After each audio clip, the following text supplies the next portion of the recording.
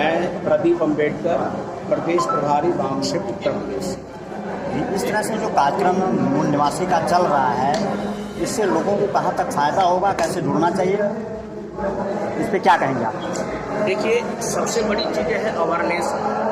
और अवेयरनेस में सबसे बड़ी चीज़ है वैचारिक क्रांति।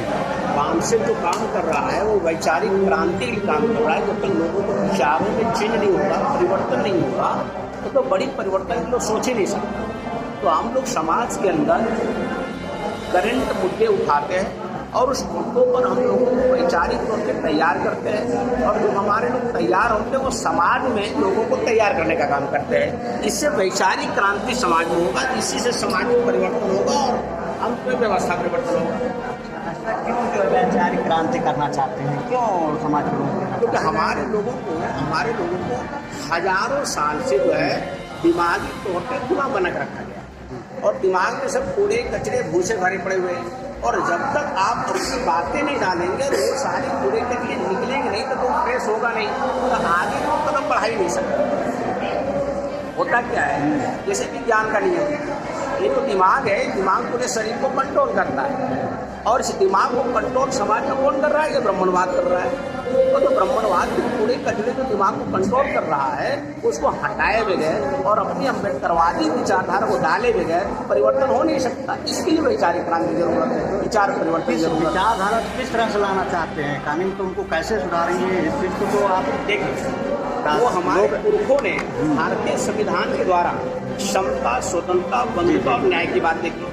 अब समता, स्वतंत्रता, बंधुता, न्याय पर आधारित जो विचारधारा, ये विचार जब लोगों के अंदर जाएगा तो संविधान का सही तरीके से पालन होगा।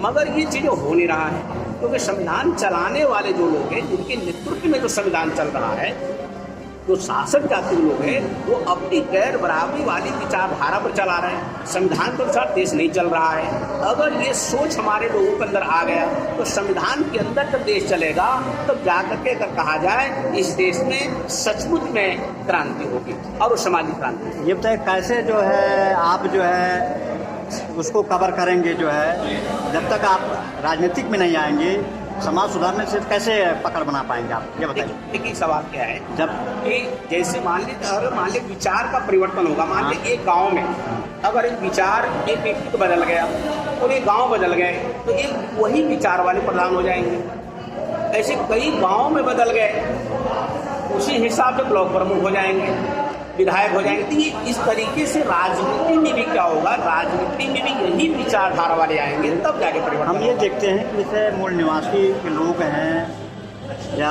85 की संख्या लोग बताते हैं, बोलते हैं, लेकिन जब जहाँ लोगों के पास लोगों को पीड़ित करते हैं, उत्पीड़न पहुँचाते हैं, उस पर कोई नहीं बोलता, नहीं कहता, तो कैसे आप उनको जो है कवर कर पाएंगे, कैसे उनको मैनेज करेंगे, कैसे समझाने का प्रयास करेंगे? मामला इस बात का है कि जो हमारा समाज है, जो हमारा समाज है, उस रूप में वो तैयार नहीं हो पाया। और इस समाज से जो नेता निकल गए, समाज से ही नेता निकलते हैं, और समाज का नियंत्रण उनके ऊपर होना चाहिए। तो समाज उस रूप में जब तैयार होगा तो नेताओं पर नियंत्रण करेगा, और नेता उसके नियंत्रण में है नहीं, वो अपनी मनमर्जी से काम करते हैं। और अगर हमने समाज को तैयार कर दिया, तो नेताओं को कंट्रोल करने का काम करेगा।